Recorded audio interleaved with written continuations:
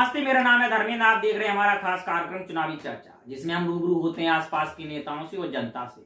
तो इसी सेगमेंट में आज हमारे साथ मौजूद हैं समाजवादी पार्टी के बाबा साहब बाहनी के राष्ट्रीय सचिव और प्रदेश उपाध्यक्ष तैलेक महासंघ उत्तर प्रदेश मोहन राठौर जी, जिनसे हम चर्चा करेंगे हर छोटी बड़ी चुनावी मुद्दे पर।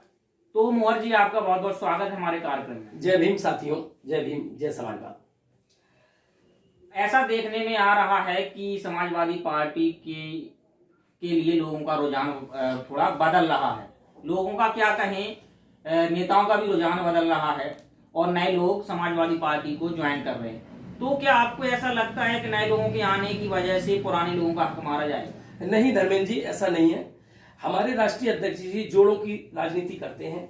जो हमारे साथ हमारी नीतियों पर चलना चाहेगा उनका स्वागत है और हमारे पुराने लोगों का सम्मान बराबर से रखा जाएगा और नए लोगों का भी सम्मान हमारी पार्टी रखने का कार्य करेगी। जैसा कि आपके राष्ट्रीय अध्यक्ष कहते हैं, काम बोलता है।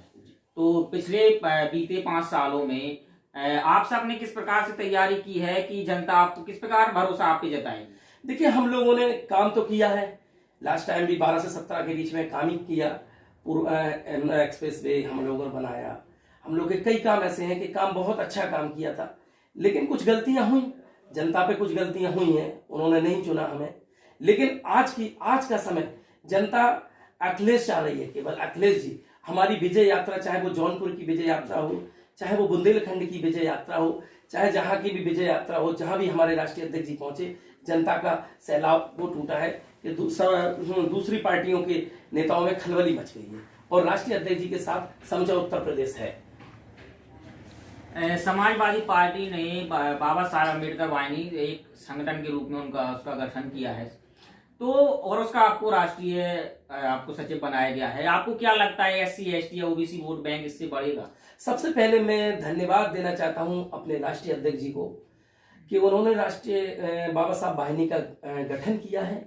और मैं धन्यवाद देना चाहता हूं आदरणीय अपने राष्ट्रीय अध्यक्ष जी बाबा साहब वाहिनी के राष्ट्रीय अध्यक्ष आदरणीय मिठाईलाल भारती जी को, जिन्होंने मुझे चयन किया बुंदेलखंड में राष्ट्रीय सचिव बनाने का।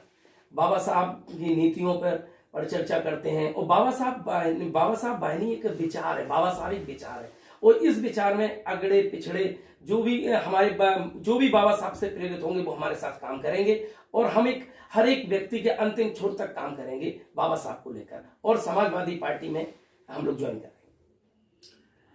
आपको भी इस बात की जानकारी होगी, समाज में एक भ्रम फैला हुआ है कि बाबा साहब अम्बेडकर से दलितों की नेता रहे हैं, तो इसमें कितनी वास्तविकता है? इसमें कोई सत्यता नहीं है, लेकिन जिनको नहीं पता है भाई वो 340 अनुच्छेद पढ़ लें, उसमें सब कुछ क्लियर हो जाएगा।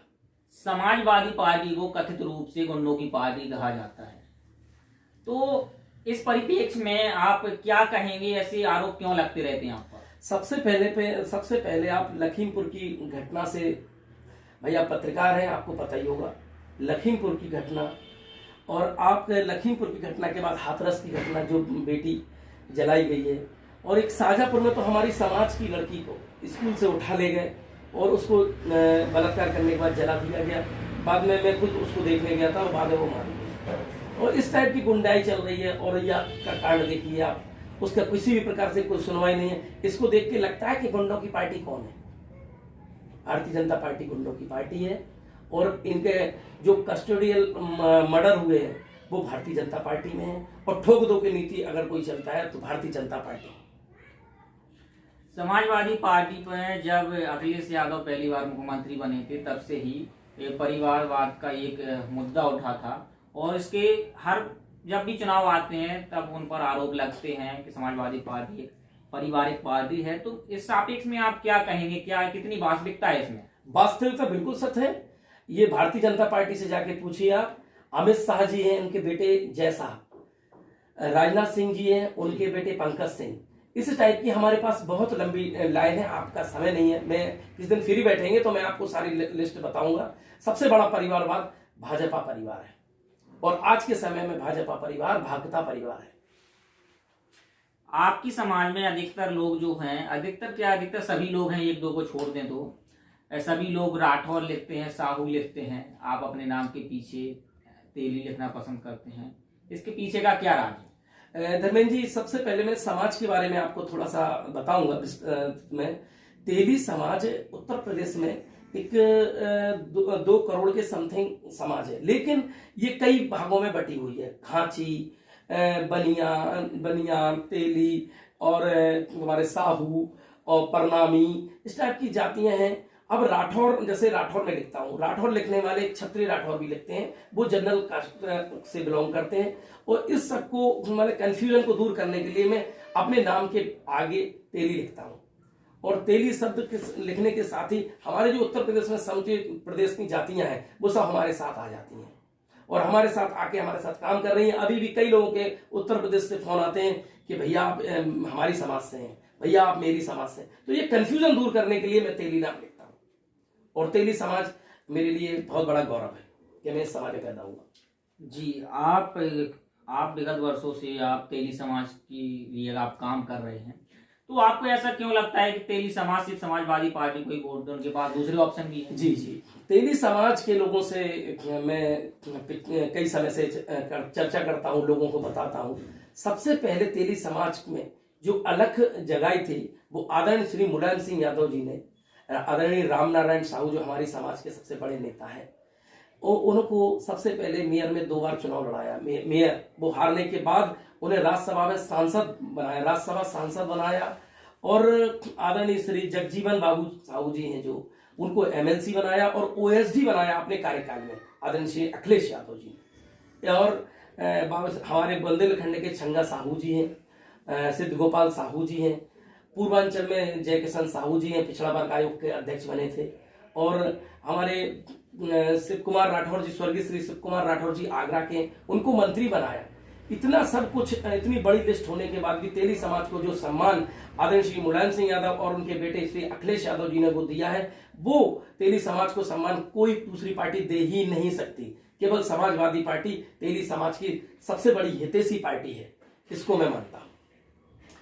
अभी आपका समाजवादी पार्टी का घोषणा पत्र जारी नहीं हुआ, लेकिन फिर भी मैं जानना चाहूंगा कि आने वाले चुनाव में आप किन मुद्दों को लेकर जनता के बीच जा रहे हैं? जी, सबसे पहले हमारे जो मुख्यमंत्री जी आदरणीय श्री अखिलेश यादव जी हैं, वो स्वयं एक बहुत इंजीनियर हैं, पढ़े लिखे व्यक्ति हैं। वो सबसे पहले बेरोजगारों की बात करते हैं, लाइट की बात करते हैं। जैसे 300 उन्होंने मेगावाट के लिए फ्री बोला है कि ये लाइट का है। और महिला सशक्तिकरण में आपको पता ही है, पानी की व्यवस्था, सुचारू हाईवे में तो प्रसिद्ध है हमारे साहब। तो ये इस टाइप के काम हमारी पार्टी करेगी। और मैं समझ सकता हूं कि अभी जो भी हमारा जो आएगा, जो आगे चल के पार्टी का जो भी नीतियां आएंगी वो आपको सब बताती जाएंगी और आगे चल के प्रेस और मीडिया के माध्यम से आपको सबको पता लग जाएगा। बीजेपी कह रही है अब की बार 300 पार, क्या सपा सिर्फ 103 सीटों पर ही चुनाव लड़ रही है? बीजेपी बिल्कुल सही कह रही है 300 पार, लेकिन नगर पालिका पार्षद के चुनाव में, आने वाले नगर पालिका के जो चुनाव होंगे वो 300 पार, मुझे उम्मीद है कि उनके पार्षद 300 पार होंगे तो समझे उत्तर प्रदेश के अंदर। और मेरी पार्टी जो उत्तर प्रदेश में चुनाव लड़ रही है विधानसभा, राष्ट्रीय अध्यक्ष जी के नेतृत्व में हम लोग 400 पार होंगे। और वो विधानसभा में भारतीय जनता पार्टी 40 पार भी नहीं हो पाएगी, ऐसा मेरा मानना है। आप अभी इस समय ऐसा क्या कर रहे हैं तेलिक महासंघ के लिए जिससे कि आपका तेली समाज आगे बढ़े? जी, तेलिक महासंघ एक समूह के हम लोग का पिछले 2 साल से 3 साल से हम लोग काम कर रहे हैं, जो तेली समाज में जगह जगह जाके कैप्टाइज मीटिंग करते हैं। हमारा समझो उत्तर प्रदेश में 34 जिलों में हमारा कार्यकारिणी गठित है, प्रदेश में कार्यकारिणी है, हम लोग की जिलों में जिले अध्यक्ष हैं 34 जिलों में। और समुचित तेली समाज पे हम लोग जगह जगह जाके कैप्टाइज मीटिंग करते हैं और आदरणीय श्री अखिलेश यादव जी को के लिए, पार्टी के लिए वोट मांगने का काम करते हैं तेली समाज। अंत में हम क्षेत्र की समस्याओं को रखना चाहते हैं। जैसे यहाँ झांसी की बात करें तो पेयजल समस्या है, बेरोजगारी की वजह से युवा यहाँ से पलायन करके दूसरे राज्यों में जा रहे हैं, शहरों में जा रहे हैं। अगर आपकी सरकार बनती है तो आप इस सबसे आप कैसे निपटेंगे, आप कैसे क्या करेंगे? सबसे पहले हम लोग आईटी सेक्टर पे बहुत अच्छा काम करने जा रहे हैं, क्योंकि हम लोगों ने 18 लाख प्लस लैपटॉप बांटे थे। हमारी सरकार नहीं थी, मतलब हमारी सरकार थी 2012 से 17 के बीच में। तो हम लोगों ने लैपटॉप 18 लाख प्लस लैपटॉप वितरण किए थे। अब इसमें आईटी सेक्टर में हम लोग बहुत अच्छा काम करेंगे। और दूसरा पेयजल पे बहुत अच्छा काम करने जा रहे हैं। पेयजल के अलावा रोडों पे भी बहुत अच्छा काम करेंगे हम लोग।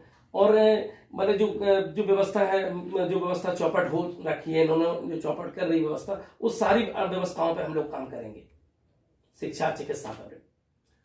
कार्यक्रम अब अंतिम समाप्ति की ओर ही है, तो हम आप 2 शब्द में आप कहें, कोविड का दौर चल रहा है, इसमें झांसी वासी किन चीजों का ख्याल रखें, आने वाला चुनाव है, किस हिसाब से वो चुनाव करें, आप इसमें 2 शब्द आप रखें। आप बिल्कुल, कोविड नियम का आप पालन करिए।